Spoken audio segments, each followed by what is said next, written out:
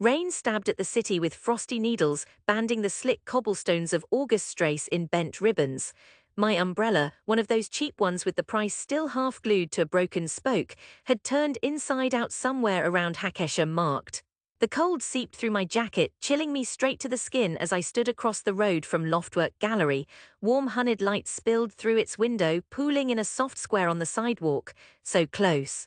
Still, I didn't go in right away. Through the glass, people sipped dry white wine, speaking in the odd, coded phrases of the art crowd, voices dusted with arrogance.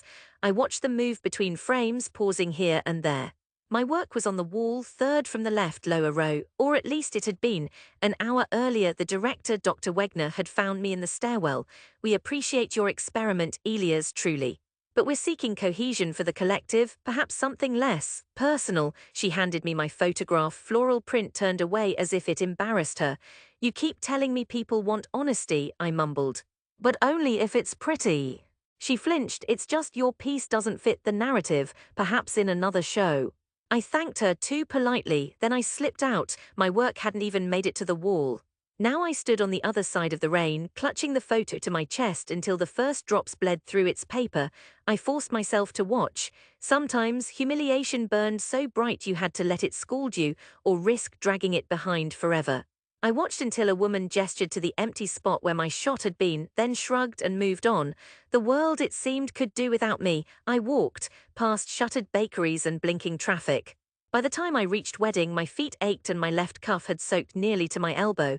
The city throbbed, indifferent as always. I wanted to scream. Instead, I just kept moving. My phone buzzed. I almost ignored it. A message from my mother: "Call me, your cousin just announced his engagement." I stood beneath an overhang, laughing without humor. Of course, nothing stopped for me. Back at the flat, I peeled off my wet layers and pinned the ruined photograph above my desk. It was a portrait of my father, hunched in a faded armchair, light slanting across the living room while his hands, rough and broad, cradled a sepia snapshot of my grandparents. His eyes were dark and somewhere else. For a second, I had caught him remembering. That was all I wanted, to catch something fleeting and make people see what it felt like. Most didn't. At home in New Köln, it was different. My family saw artist as a polite euphemism for can't hack it. Over Sunday Kartoffelsalat, Uncle Kurt would bark, should have gone to law school like Marcus. Aunt Lissel winked and stage whispered, "Elias loves his pictures." Everyone laughed. I pretended to smile, shrinking smaller each time. At first, I tried to explain the difference between a snapshot and a photograph. I spun words about light and shadow, about finding stories in wrinkles, the quiver of a hand, a child's frown before tears spilled. It bounced off them. "You are so sensitive," my mother would say, patting my hand as though I'd admitted an embarrassing rash. I stopped explaining. The gallery rejection soured everything. For weeks, Berlin felt sharper, meaner. Every shout on the U-Bahn, every click of a passing heel grated. I applied to 10 more galleries. Nothing. I messaged editors. "No, not the right fit. We're looking for established names." Time sucked me into a cycle: wake, shoot, starve, submit, repeat. My day job at the print shop barely paid rent. Still, I saved what I could for film and batteries. The worst part was how hope, small as a flea, never really left me. I cursed it every morning. By summer, my savings were gone. I skipped meals, skirted around invitations from friends who grew less frequent anyway. At home, I said I was busy with a project. Nobody asked for details. I remember the day I nearly quit. Early August, the air stuck like duct tape. The printer at work jammed, chewing up a customer's design into ribbons. The owner, Herr Brock, shouted, "Do you want to ruin us or are you just lazy?" I punched out. I wandered aimlessly, snapped a few bitter frames of canal reflections, nothing worth keeping. At dusk, my phone rang again. My sister, Anna. She was closing on a mortgage, she said. "The flat's twice the size of your place." Not that I'd want to be so far out from it, but with the baby coming, she trailed off, waiting for congratulations or envy. I croaked a hushed glückwunsch, then hung up. I went home, shut myself in, and didn't pick up the camera for 3 days.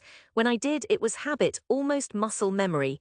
The click and snap, the whir of the focus, so familiar I could do it in my sleep, so comforting I nearly wept. That night, a storm rattled the city again. I opened the window to watch the rain. On impulse, I rolled out a strip of black and white film, loaded the camera, leaned out into the cool wash of streetlights shimmering in puddles. A girl stood under a tree, arguing softly with her boyfriend. Their faces, thunderlit, were pressed close, not angry, not tender, just raw with the ache of needing to be understood. One frame. I held my breath, then took it. I spent the next day in a haze, the image haunting me. I printed it at the shop late when Brock had gone home. It wasn't perfect, but it was honest. Something inside flickered. I posted the photo online quietly without hashtags or noise. I expected nothing. 2 days later, my inbox pinged. I almost deleted the email as spam. I saw your photo, where lightning glazed the lovers on Gotenstrasse. Would you consider publishing a story with us? Our readers love these moments. Best, Elise Berliner Tageblatt. I stared, I searched. The magazine was legitimate. Their stories drew thousands weekly. I said yes, why not? The editor asked for a series, just Berlin at night. No rules. I swallowed fear. I gave them everything. My father's portrait, the rain-soaked lovers, the lonely pensioner at the Speckhof, the little boy clinging to his mother beneath a flickering sign. I sent shots that made my heart ache. They published the story. People noticed. Readers wrote in thanking me for seeing them. I found new messages, small blogs, then a national culture rag, then a curator from Vienna. Would you join a group show? Each step led to another. My photos traveled to Utrecht, Palermo, Zurich, never the biggest names, never the top tier, but enough that my work had somewhere to live and to breathe. Money came slowly. I took commissions at weddings, portraits, events, not glamorous but steady. Over time, I saved enough to give up the print shop, trading ammonia-stained fingers for late nights in my own tiny studio, a lightbox made from a frosted IKEA bin, a rickety old enlarger as my partner through thick and thin. I called home less then more. Each time my mother would ask, "Is Berlin treating you well?" I tried to reassure her. Slowly she stopped suggesting I return. At Christmas she gave up pushing me to find a real job. Sometimes she even asked about cameras. Years unspooled. The city changed. Bars closed, buildings became condominiums, migrant kids grew tall, graffiti spread into new tongues. My work grew too. I found myself teaching workshops to teenagers at the Volkshochschule, showing them how to see beauty in crooked teeth and grubby shoes. There were moments I wondered if I'd really made it, or if I'd just found clever ways to hide my own failures with softer light. But something always pulled me back to that night in the rain, to my father's weary hands, the streets slick with rejection and unshed tears.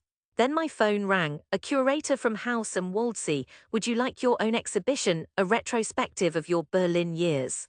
I almost dropped the phone. "Are you sure?" I blurted, breathless. She laughed. "Of course, the city needs new stories.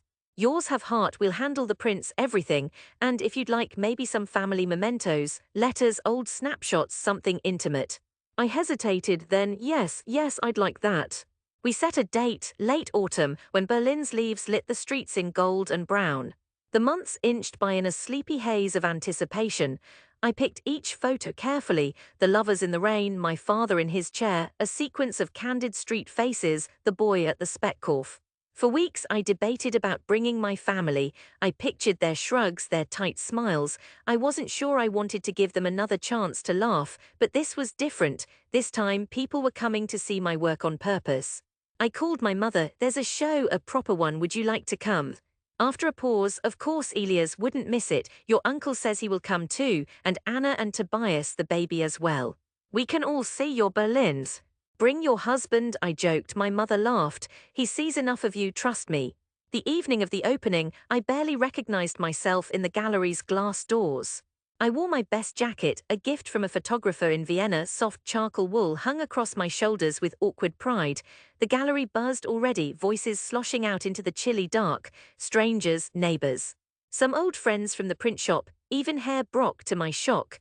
A woman paused at my rain-soaked lovers, reading the small card by my name and nodding softly to herself. My family arrived in a cluster, my mother smoothing her hair. Anna in a bright blue coat, her baby strapped to her chest. Uncle Kurt squinting as though he expected to pull a print off the wall and discover I'd photoshopped his face on it. "Is this really all yours?" Anna asked, voice half wonder, half disbelief. I grinned. "All of it, though the frames are borrowed." Uncle Kurt peered at the placard. "Elias Weber, Berlin Moments, doesn't say nephew with a nice camera, eh?" Funny. People took pamphlets with my name. A critic from the Berliner Morgenpost interviewed me, rushed, distracted, but not unkind. The gallery hummed with talk, people crowding close around each image, pointing, sometimes arguing in low voices. The moment I'll never forget, though, came just after 7. I led my family through the show, pausing at the photograph that had started it all, my father in his chair, silent and full of ghosts. My mother gasped, pressing her hand to her mouth. "Is that—" "It's the last photo I took of him before he died," I said quietly. He didn't know I was watching. He was looking at a picture of his parents. Anna stepped close, tracing the lines of our father's face with her eyes. "He looks so lonely, Elias." I swallowed. He was remembering. I wanted to catch that, what people carry, even when they think they're alone. Others gathered, a group of young students, gallery patrons, an older couple arguing in Polish. Someone whispered, "I know that feeling, the way you caught him." Uncle Kurt, always the skeptic, blinked, staring long enough the tension broke. He turned to me, not unkind for once. "I see why they put this up. You see things, Eli. Things the rest of us miss." He clapped my back, not too hard, not jostling, just steady. "Maybe you should take my photo, eh?" he joked, but the corners of his mouth twitched upward, almost proud. The critic wandered over, asked my family what it was like to see their son honored by the city. My mother blushed, brushing away a tear. "He always saw things we didn't. We're very proud." I stood near the window, outside the rain finally easing. I watched new faces arrive, some I knew, some I didn't. A student asked to shake my hand. Brock congratulated me, adding, "Don't tell anyone, but I still keep your old prints under the register. Reminds me you can start small, even in Berlin." At the center of it all stood my photograph, proof, unassailable, gleaming in the middle of the gallery. Nobody could take it down. It struck me then, the path I'd taken wasn't foolish or sensitive. It was honest, carved with struggle and stitched with steel. My family, once embarrassed, sometimes mocking, stood beside me now, faces softened by wonder. I caught my mother's gaze, her eyes shimmering with pride and something else. Regret, perhaps, or simply the realization that the boy who wandered Berlin's alleys with empty pockets had made the city see him, at last. That night when the gallery emptied, I lingered.